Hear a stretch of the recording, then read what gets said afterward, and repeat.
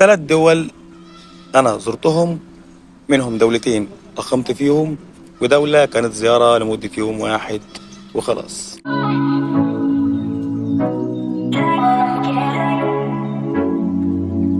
وهم الثلاث دول دول، الدولة كانت الكويت. الكويت دولة جميلة جدا، ومن الدول المحببة لقلبي جدا جدا جدا. تاني دولة وهي دولة الإمارات العربية، وبرضه دولة الإمارات العربية دولة جميلة جدا ومن الدول المحببة برضه لقلبي، ودولة جميلة جدا، تحس إنك عايش في أوروبا. تالت دولة وهي سلطنة عمان، وده كانت رحلة كده لمدة يوم واحد، وللأسف ما سنحتش ليا فرصة إن أنا أقدر إن أنا أقعد فيها فترة أكبر من كده. لكن لو في يوم من الأيام، لكن إن شاء الله في يوم من الأيام هنرجعها ونعمل فيها فلوجات.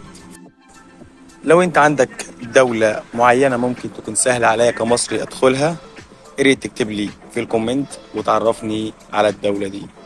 اكتب لنا اسم دولة ممكن نخشها احنا كمصريين، وفيجيتها تكون سهلة لينا. سلام.